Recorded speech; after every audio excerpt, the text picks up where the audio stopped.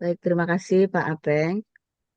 Em, Bapak Ibu, saudaraku sekalian, marilah kita melanjutkan pembacaan firman Tuhan dari kitab Kejadian 43 ayat yang pertama sampai 34.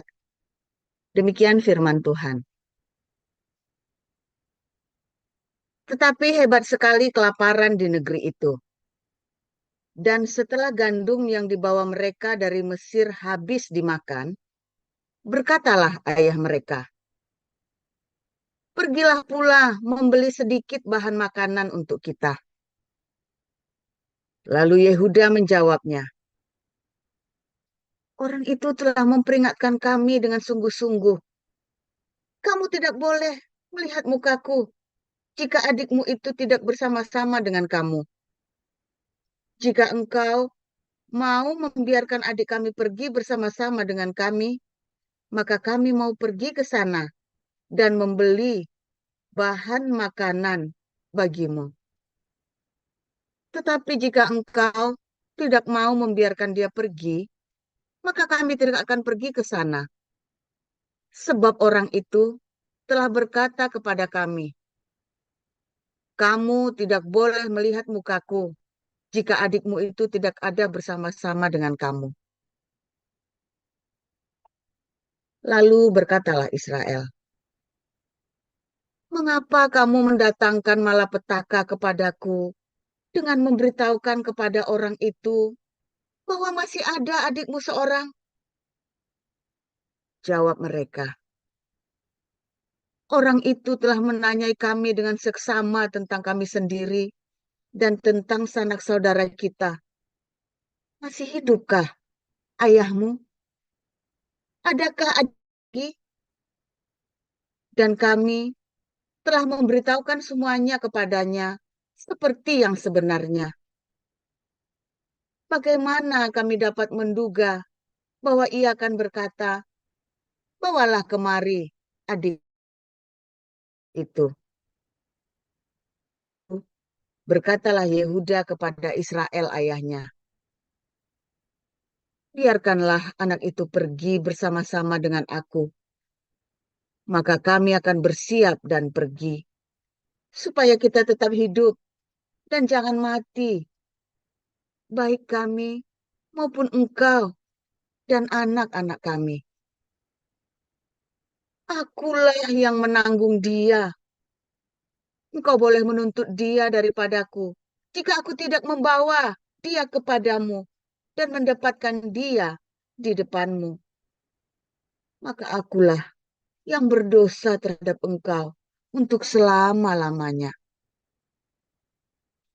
Jika kita tidak berlambat-lambat, maka tentulah kami sekarang sudah 2 kali pulang." Lalu Israel ayah mereka berkata kepadanya, "Jika demikian, perbuatlah begini. Ambillah hasil yang terbaik dari negeri ini dalam tempat gandummu dan bawalah kepada orang itu sebagai persembahan sedikit balsam dan sedikit madu, damar dan damar ladan, buah kemiri dan buah badam. Dan bawalah uang 2 kali lipat banyaknya. Uang yang telah dikembalikan ke dalam mulut karung-karungmu itu haruslah kamu bawa kembali. Mungkin itu suatu kilafan. Bawalah juga adikmu itu. Bersiaplah dan kembalilah pula kepada orang itu. Allah yang Maha Kuasa kiranya membuat orang itu menaruh belas kasihan kepadamu, supaya ia membiarkan saudaramu yang lain itu beserta Benyamin kembali. Mengenai aku ini, jika terpaksa aku kehilangan anakku, biarlah juga kehilangan." Lalu orang-orang itu mengambil persembahan itu dan mengambil uang 2 kali lipat banyaknya, beserta Benyamin juga. Mereka bersiap dan pergi ke Mesir. Kemudian berdirilah mereka di depan Yusuf. Ketika Yusuf melihat Benyamin bersama-sama dengan mereka, berkatalah ia kepada kepala rumahnya, "Bawalah orang-orang ini ke dalam rumah, sembelihlah seekor hewan dan siapkanlah itu, sebab orang-orang ini akan makan bersama-sama dengan aku pada tengah hari ini." Orang itu melakukan seperti yang dikatakan Yusuf, dan dibawanyalah orang-orang itu ke dalam rumah Yusuf. Lalu ketakutanlah orang-orang itu, karena mereka dibawa ke dalam rumah Yusuf. Kata mereka, "Yang menjadi sebab kita dibawa ke sini ialah perkara uang yang dikembalikan ke dalam karung kita pada mulanya itu, supaya kita disergap dan ditangkap, dan supaya kita dijadikan budak dan keledai kita diambil." Karena itu, mereka mendekati kepala rumah Yusuf itu dan berkata kepadanya di depan pintu rumah, "Mohon bicara, Tuan. Kami dahulu datang kemari untuk membeli bahan makanan. Tetapi ketika kami sampai ke tempat bermalam dan membuka karung kami, tampaklah uang kami masing-masing dengan tidak kurang jumlahnya ada di dalam mulut karung. Sekarang kami membawanya kembali. Uang lain kami bawa juga kemari untuk membeli bahan makanan. Kami tidak tahu siapa yang menaruh uang kami itu ke dalam karung kami." Tetapi jawabnya, "Tenang sajalah, jangan takut. Allahmu dan Allah Bapamu telah memberikan kepadamu harta terpendam dalam karungmu. Uangmu itu telah kuterima." Kemudian dikeluarkannyalah Simeon dan dibawanya kepada mereka. Setelah orang itu membawa mereka ke dalam rumah Yusuf, diberikannya air supaya mereka membasuh kaki. Juga keledai mereka diberinya makanan. Sesudah itu mereka menyiapkan persembahannya menantikan Yusuf datang pada waktu tengah hari. Sebab mereka telah mendengar bahwa mereka akan makan di situ. Ketika Yusuf telah pulang, mereka membawa persembahan yang ada pada mereka itu kepada Yusuf dalam rumah, lalu sujud kepadanya sampai ke tanah. Sesudah itu ia bertanya kepada mereka, apakah mereka selamat? Lagi katanya, apakah ayahmu yang tua yang kamu sebutkan itu selamat? Masih hidupkah ia?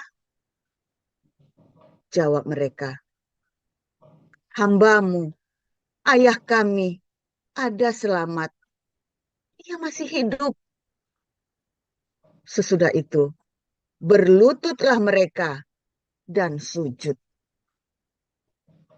Ketika Yusuf memandang kepada mereka, dilihatnyalah Benyamin, adiknya, yang seibu dengan dia. Lalu katanya, inikah adikmu yang bungsu itu yang telah kamu sebut-sebut kepadaku? Lagi katanya, Allah kiranya memberikan kasih karunia kepadamu, anakku. Lalu segeralah Yusuf pergi dari situ, sebab hatinya sangat terharu, merindukan adiknya itu. Dan dicarinyalah tempat untuk menangis. Ia masuk ke dalam kamar, lalu menangis di situ. Sesudah itu dibasuhnyalah mukanya, dan ia tampil keluar. Ia menahan hatinya dan berkata, hidangkanlah makanan. Lalu dihidangkanlah makanan bagi Yusuf tersendiri, bagi saudara-saudaranya tersendiri, dan bagi orang-orang Mesir yang bersama-sama makan dengan mereka itu tersendiri. Sebab orang Mesir itu tidak boleh makan bersama-sama dengan orang Ibrani. Karena hal itu suatu kekejian bagi orang Mesir. Saudara-saudaranya itu duduk di depan Yusuf, dari yang sulung sampai yang bungsu, sehingga mereka berpandang-pandangan dengan heran. Lalu disajikan kepada mereka hidangan dari meja Yusuf. Tetapi yang diterima Benyamin adalah 5 kali lebih banyak daripada setiap orang yang lain.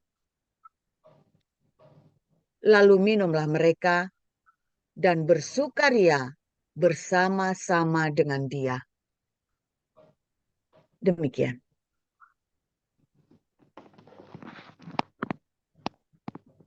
Ya, Bu Salma, silakan. Baik, saya akan bacakan kebenaran firman Tuhan dari 1 Tesalonika 5.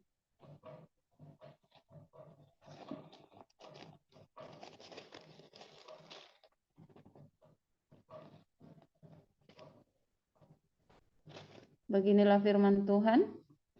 Tetapi tentang zaman dan masa, saudara-saudara, tidak perlu dituliskan kepadamu, karena kamu sendiri tahu benar-benar bahwa hari Tuhan datang seperti pencuri pada malam. Apabila mereka mengatakan semuanya damai dan aman, maka tiba-tiba mereka ditimpa oleh kebinasaan. Seperti seorang perempuan yang hamil ditimpa oleh sakit bersalin. Mereka pasti tidak akan luput. Tetapi kamu, saudara-saudara, kamu tidak hidup di dalam kegelapan, sehingga hari itu tiba-tiba mendatangi kamu seperti pencuri. Karena kamu semua adalah anak-anak terang dan anak-anak siang. Kita bukanlah orang-orang malam atau orang-orang kegelapan. Sebab itu baiklah jangan kita tidur seperti orang-orang lain, tetapi berjaga-jaga dan sadar. Sebab mereka yang tidur waktu malam, dan mereka yang mabuk waktu malam. Tetapi kita yang adalah orang-orang siang, baiklah kita sadar, berbaju jerahkan iman dan kasih, dan berketopongkan pengharapan keselamatan. Karena Allah tidak menetapkan kita untuk ditimpa murka, tetapi untuk beroleh keselamatan oleh Yesus Kristus, Tuhan kita, yang sudah mati untuk kita, supaya entah kita berjaga-jaga, entah kita tidur, kita hidup bersama-sama dengan Dia. Karena itu nasihatilah seorang akan yang lain, dan saling membangunlah kamu seperti yang memang kamu lakukan. Kami minta kepadamu, saudara-saudara, supaya kamu menghormati mereka yang bekerja keras di antara kamu, yang memimpin kamu dalam Tuhan dan yang menegur kamu, dan supaya kamu sungguh-sungguh menjunjung mereka dalam kasih karena pekerjaan mereka. Hiduplah selalu dalam damai seorang dengan yang lain. Kami juga menasihati kamu, saudara-saudara, tegurlah mereka yang hidup dengan tidak tertib, hiburlah mereka yang tawar hati, belalah mereka yang lemah, sabarlah terhadap semua orang. Perhatikanlah supaya jangan ada orang yang membalas jahat dengan jahat, tetapi usahakanlah senantiasa yang baik terhadap kamu masing-masing dan terhadap semua orang. Bersukacitalah senantiasa, tetaplah berdoa, mengucap syukurlah dalam segala hal, sebab itulah yang dikehendaki Allah di dalam Kristus Yesus bagi kamu. Janganlah padamkan roh, dan janganlah anggap rendah nubuat-nubuat. Ujilah segala sesuatu dan peganglah yang baik. Jauhkanlah dirimu dari segala jenis kejahatan. Semoga Allah damai sejahtera menguduskan kamu seluruhnya, dan semoga roh, jiwa dan tubuhmu terpelihara sempurna dengan tak bercacat pada kedatangan Yesus Kristus, Tuhan kita. Ia yang memanggil kamu adalah setia, ia juga akan menggenapinya. Saudara-saudara, doakanlah kami. Sampaikanlah salam kami kepada semua saudara dengan cium yang kudus. Demi nama Tuhan aku minta dengan sangat kepadamu, supaya surat ini dibacakan kepada semua saudara. Kasih karunia Yesus Kristus, Tuhan kita, menyertai kamu. Demikian. Amin. Terima kasih untuk para lektor, Ibu Neliana dan Ibu Sarma. Kita akan mendengarkan renungan firman Tuhan hari ini dengan judul Mimpi yang Menjadi Nyata. Silakan Pastor Paul.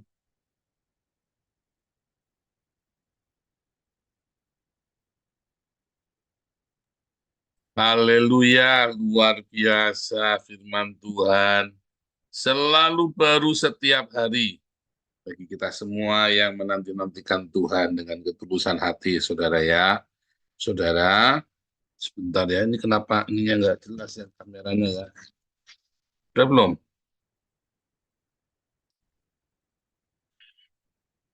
Ya. Ketika kita tulus sama Tuhan, saudara ya, maka Tuhan akan membuat apa yang di dalam pergumulan hidupmu itu, ya apapun pergumulan hidupmu, kalau kamu menanti-nantikan Tuhan, saudara kan punya titik terang. Ya, kadang-kadang pergumulan hidup kita itu bukan pergumulan loh. Kamu yang menggumuli sendiri, yang cari-cari sendiri. Karena apa? Karena kamu nggak mau lepaskan, iya kan? Misalnya warisan, ya kan? Apalagi utang piutang. Kamu ngutangi orang, kamu sendiri hidup berkelimpahan, tapi orangnya nggak bayar, dan kamu nggak mau lepaskan. Yang kurang ajarnya, orang yang utangnya ini sengaja ngerjain kamu, saudara. Akan di orang Kristen harus ngampuni. Mampus. Iya kan? Yang saya serius saudara ya, yang utang itu mikirnya kamu kan orang Kristen, kudu ngampuni saya. Dia itu merasa dia punya hak untuk diampuni karena kamu orang Kristen. Tapi kan orang gereja, aku utang dan apa-apa, kamu kudu ngampuni aku. Mampus lah. Makanya saya nggak suka ngutangi orang. Aku sarba pengalaman pribadi itu. Kasihan deh lu. Iya kan? Oh, kalau warisan dong cerita ya, cerita sama Anda ya. Nanti saya tak suruh ngalah, udah nih lepaskan. Begitu lepaskan, justru hukumnya selesai. Nggak dilepaskan, ya mumet, saudara. Ya kan? Hmm, pergumulan hidupmu itu kamu sendiri yang bikin. 90% pergumulan hidupmu itu kamu sendiri. Orang divonis mati, malah pusing kamu. Lah, gimana? Kemarin saya bilang orang kalau divonis mati jangan pusing. Kalau dokter vonis mati buat kamu, itu tandanya Tuhan baik. Kamu dikasih tahu kapan matinya, sekarang kamu siap-siap. Perbaiki semua, bikin beres semua. Bukannya divonis mati malah girap-girap, malah kejang-kejang, kelojotan. Banyak orang nggak tahu vonisnya mati lagi sehat, malah tabrak truk, saudara. Iya kan? Lagi sehat kemarin itu. Saya ketemu satu teman itu ya. Itu apa namanya, Terry itu yang dari Berlin, anak-anaknya Papi Daniel juga ya. Dia itu sehat atlet, saudara, badannya bagus ya, atlet, namanya atlet ya. Tiap pagi dia lari 10 kilo, saudara. Bisa tiba-tiba kena jantung ya, saudara ya. Bisa kena jantungan, umurnya lebih muda dari saya, langsung dipasangin ring. Ya kan? Sehat walafiat, saudara. Untung tidak mati. Karena ambulan di Berlin kan cepat ya, di Berlin. Saya lupa kotanya ya. Di Jerman itu kan cepat ambulan, 5 menit nyampe. Kalau di Jakarta, teleponnya jam 4 sore, datangnya jam 4 pagi, saudara, ambulannya. Aduh, umet eso. Ngopi dulu soalnya ambulannya kan. Ngopi dulu lah, nanti pijet dulu lah, nanti ada keseleho, ada giginya sakit. Aduh, wes. Jadi kan kalau Anda divonis mati sama dokter itu harusnya bersyukur, bukan malah bergumul, saudara. Ya kan, papi saya divonis mati, Ya, paling lama 3 bulan lagi. 3 bulan beneran meninggal, saudara ya. Waktu bilang 3 bulan lagi, dia karena katanya papi siap, memang papi siap. Loh, kenapa? Iya kan papi sudah berdoa, umurnya nggak mau panjang-panjang, nggak mau lebih dari 50, ini udah kelebihan 2 tahun. Loh, gimana sih? Papi saya meninggal umur 52, saudara ya. Udah kepanjangan nih papi, 50 tahun saja, jangan panjang-panjang. Oh jangan, pengen lihat cucunya papi. Nggak mau, nggak mau. Loh, papi putus asa, enggak putus asa. Ya memang cukup 50 tahun saja. Yang penting tiga-tiga sudah lulus semua.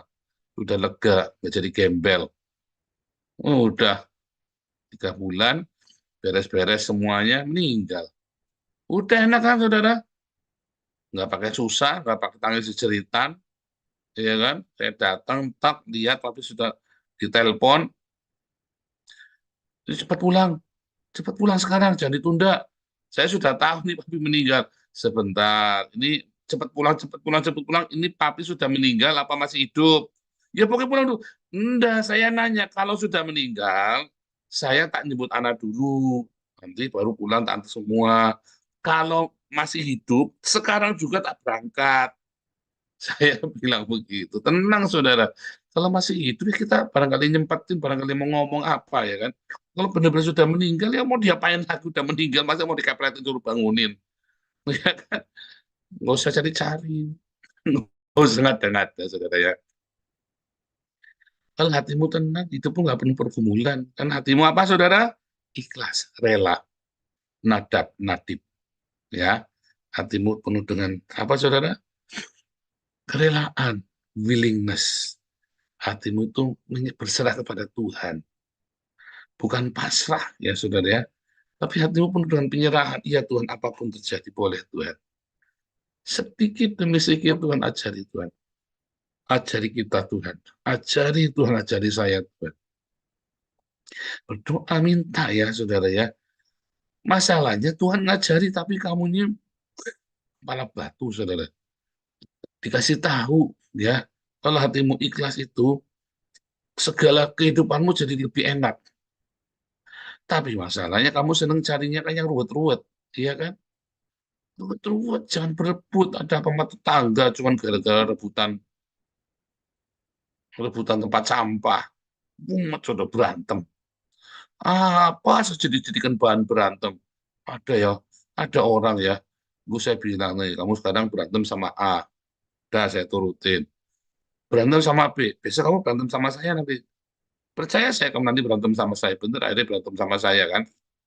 Itu udah bilangin. Dasarnya hatimu tukang berantem. Kamu niatannya mau berantem. Makanya ya, dulu kita pernah ada satu orang juga ya. Dipecat, dipecat. Jangan dipecat. Kenapa? Nanti kamu berantemnya sama saya. Kamu biar berantem sama dia saja. Iyalah saudara. Ini orang hawanya pengen berantem terus soalnya. Ada di yayasan kita banyak saudara hawanya pengen berantem. Kenapa saudara? Karena libidonya besar sekali. Libido berantem itu maksudnya ya. Bawahnya pengen panas, pengen kayak ya. Kalau Anda baca dulu yang zamannya tahun 93 itu ada filmnya Tiger, apa? Buku Tiger Wong itu ya. Wah, ini hawanya, auranya, aura membunuh. Itu film, itu bukunya Tiger Wong. Ada yang tahu, yang auranya pengen mati, ya, pengen mati ini Wong, saudara ya. Aura tuh aura pengen mati ini Wong, negatif sekali. Aura itu pengen mengasihi, pengen berdiakonia. Sebentar saudara ya. Saudara, kalau ada saudara melihat ada saudaramu yang kekurangan, saudaramu yang ya apa kerabatmu udah ya, kalau kamu dan kamu sudah mentok segala macam ya perekonomian kalian sama-sama mentok, ajak kemari nggak apa-apa, tapi harus ikut doa pagi 3 bulan. Kalau nggak doa pagi nggak bisa dibantu. Nggak apa-apa, kita senang bantu orang, tapi kudu ikut doa pagi 3 bulan, dan setelah dibantu pun ya jangan bolosan. Gitu, saudara ya. Sudah dibantu, jangan bolos. Tetap rajin. Sehingga kita tetap terus bantu. Ya, apa susahnya sih bangun pakai jam 4, coba. Kamu sama-sama nganggur, sama-sama lagi puyang. Ya sekalian doa jam 4. Saya zamannya saya lagi susah dulu, saya Zaman masa-masa kami pemulihan 2 tahun, saudara, saya nggak pernah absen doa pagi sampai kita pemulihan selesai.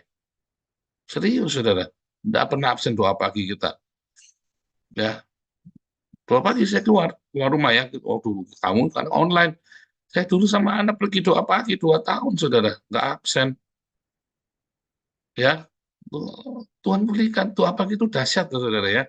Kamu pagi-pagi yang kamu ingat Tuhan dulu, melek kamu ingat ya Tuhan, dahsyat tuh, saudara. Siapa di sini kalau melek ingatnya utang, saudara? Kasihan sekali kamu. Melek ingatnya apa? Ingatnya sewa gombel. Kamu melek ingatnya apa, saudara? Kamu melek ingatnya YouTuber itu lagi bisu-bisui kamu. Kasihan sekali kamu, saudara ya. Saya emang kalau begitu melek, terima kasih Tuhan Yesus, Engkau baik. Sehingga hati saya setiap hari selalu bersuka cita ya. Sehingga keluarga kami selalu bersuka cita tiap hari.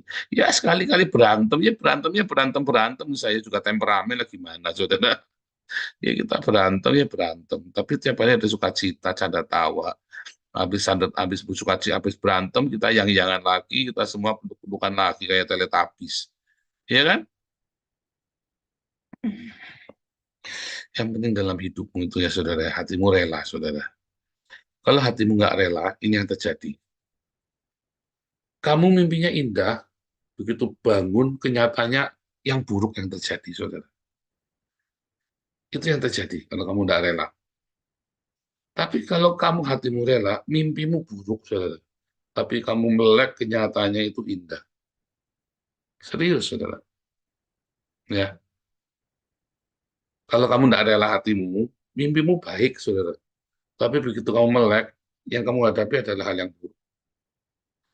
Artinya kamu hidup dalam mimpi, ya. Tapi kalau kamu hatimu rela, boleh mimpimu buruk, saudara.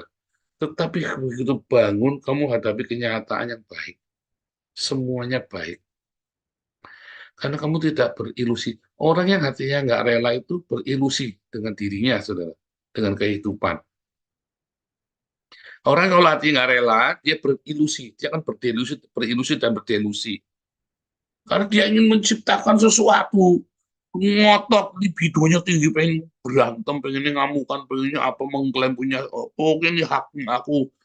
Tapi kalau kamu rela, ya, kamu akan memiliki kehidupan, ya, kamu akan memiliki sukacita dan mimpi nubuatan dalam hidup itu akan menjadi nyata, nubuatan yang baik. Karena kamu rela perkataanmu baik. Kalau kamu tidak rela perkataanmu buruk. Kalau perkataanmu buruk, maka kamu cuma bisa ngutuk. Kalau kamu cuma bisa ngutuk sumpah serapah, akhirnya kamu sendiri sial sendiri. Kamu sial sendiri, saudara. Hati-hati, saudara. Perkataanmu itu nubuatan. Karena kamu tidak rela, kamu mestinya ngutukin tiap hari. Hidupmu ngutukin, hidupmu ngeluh, hidupmu, ya. Karena hatimu tidak rela ngeluh, ya, sambat, ngeluh, ngamuk, ngutuk, ngomel-ngomel, fitnah. Akhirnya kamu terjun, kamu bermandikan itu. Sehingga itulah nubuatan buat hidupmu. Rasain lu. Sudah kamu sial ketimpa tangga. Kamu sendiri yang bikin sial. Tangganya tanggamu sendiri, bukan tangganya tetangga orang. Tapi kalau kamu rela hatimu penuh sukacita. Pagi-pagi bangun ucap syukur. Kamu selalu tersenyum, kamu selalu menyanyi, kamu memuji Tuhan, kamu happy setiap hari. Akhirnya yang baik juga datang padamu, sekalipun kamu memang ada salah, karena hatimu rela, karena hatimu sukacita, maka kesalahan itu tidak akan diperhitungkan kepadamu. Yang percaya katakan amin, saudara. Saya banyak salah. Karena hati saya rela, banyak sekali kesalahan saya tidak ditanggungan kepada saya. Karena rela, sekalipun salah saya ini banyak salah, semesta alam itu belain saya, saudara. Itu karena ucapan syukur itu juga adalah sebuah nubuatan. Nggak ada waktu buat sambat, buat ngeluh. Nggak ada waktu buat fitnah. Nggak ada waktu buat ngomongin orang. Kita ngomongnya selalu baik. Karena bersuka cita. Ya kan? Makanya saya selalu bilang, sama saya jangan intrik. Nanti waktu kamu habis, waktu saya juga habis. Langsung saja iya, enggak, enggak apa-apa. Bahkan kalau kita pisahnya baik-baik, nanti kamu juga bisa kita support, ya kan? Nyari dana di YouTube saya kan gampang, saudara. Kenapa? Karena kita orang jelas semua. Laporan keuangan semua jelas. Pertanggungjawaban jelas. Beneran ya, bukan sombong, saudara. Saya orang nggak baik. Tetapi karena saya bertobat, saya menunjukkan pertobatan itu kepada masyarakat, dan masyarakat percaya. Sehingga kalau di sini lebih baik kamu jangan ribut. Kita pisahnya baik-baik. Kalau kamu tidak senang, nggak cocok dengan pengajaran kita, kamu tidak cocok, mungkin saya dianggap mencuri kemuliaanmu, saudara. Kamu yang kerja, kok saya yang menuai kemuliaannya, kan? Iya memang, kan kaliannya kerja, saya yang menuai kemuliaannya. Nama channelnya Joseph Paulus, lah gimana? Mau tak ganti, nanti monetasinya susah, udah terkenal, nanti nyari-nyari saya susah. Kan itu. Nah, iya, memang nama channelnya Joseph Paulus, lah gimana? Ya kan? Bukan. Nah, masalah saya mencuri kemuliaan itu urusan saya dengan Tuhan. Yang penting hatimu rela enggak? Lah kalau kamu hatimu enggak rela, ya kamu misui saya, ya kan? Saya dibisui kamu rela kok, biar aja enggak apa-apa. Saya dibisui kamu rela kok. Nah, makin saya dibisui, berkatnya makin banyak. Serius, berkatnya makin banyak melimpah. Balik lagi, saudara ya, dalam hidupmu itu, apapun yang terjadi dalam hidupmu, kalau hatimu itu ada willing spirit, hati yang rela, sungguh hidupmu nanti diberkati. Dari berkat kepada berkat, dari kemuliaan kepada kemuliaan, dari sukacita kepada sukacita, sehingga pintu-pintu perbendaharaan surga itu dibuka buatmu, saudara. Nah, kalau kamu yang tidak rela, bukannya pintu surga dibuka, pintu neraka terbuka lebar bagimu, mengangat, mengangal. Siap melibasmu, siap ngambil kamu, lidahnya itu nyamber. Salah sendiri kan? Makanya kayak Yusuf itu ya rela. Mimpi ya, semua mimpinya. Akhirnya saudaranya benar-benar sujud nyembah ya. Saya kalau membayangkan itu tadi, Bu Neliana baca Alkitabnya sampai berkata, saya setiap kali baca Yusuf, saya mesti nangis, saudara. Saya bayangin ini orang hebat sekali. Ini orang hebat sekali, saya bilang si Yusuf ini ya. Ini orang memang dia ngimpi, dia dijeblosin penjara, sudah nggak mungkin ada harapan. Saudara, sedangkan semua saudara-saudaranya saja sudah jelas itu dihitung itu dari yang paling tua sampai Benyamin, Benyamin dikasih 5 porsi. Masa dia masih nggak nyangka bahwa itu adalah Yusuf? Karena saking pikirnya pasti Yusuf sudah mati. Oh, sama mereka dijual jadi budak, bagaimana mungkin budak bisa ujuk-ujuk? Nggak mungkin. Tapi itulah cara Tuhan. Kalau kamu rela, kamu jangan nanya cara Tuhan bagaimana, pokoknya nyampe, saudara. Makanya jangan anggap rendah nubuatan. Ya, saya emang nggak pernah anggap rendah nubuatan. Saya selalu nguji nubuatan. Saya hati-hati, saudara, dengan nubuatan ya. Hidup saya hari ini, ya, ada 7 hamba Tuhan kasih nubuatan buat saya. Saya menghidupi 7 nubuatan ini, saudara. Dari mulai pergi ke bangsa-bangsa, dari melihat banyak sekali mujizat kesembuhan, dari revival. Ini kan revival yang kita lakukan, sebuah kebangunan, revive. Ya kan, proyek diakonia kita adalah revival, saudara. Gimana saya bisa membangkitkan kalian supaya kalian berniat berdiakonia, baik berdiakonia melalui Damaris maupun mandiri. Itu kebangunan, saudara. Ya, saya membangunkan Anda sekarang ini. Semua itu digenapi, saudara. Pergi ke bangsa-bangsa juga ya. Saya menggenapi. Dimulai dari hati yang rela. Dia dikhianati, difitnah, dia jeblosin ke penjara. Dari hati yang rela, saudara ya. Begitu saya memutuskan untuk rela apapun yang terjadi dalam hidupku ini. Tak pernah kuragukan kasih-Mu Tuhan. Jangan pernah ragu, saudara. Karena semua yang tak pernah didengar oleh telinga, tidak pernah kamu lihat, tidak pernah timbul dengan telinga, tidak pernah timbul dalam hatimu, kamu rela, kamu mengasihi itu artinya rela, diberikan buat kamu, saudara. Maka mimpimu akan menjadi kenyataan. Mimpi yang indah itu akan jadi kenyataan, mimpi yang buruk itu akan dihapus dari memorimu.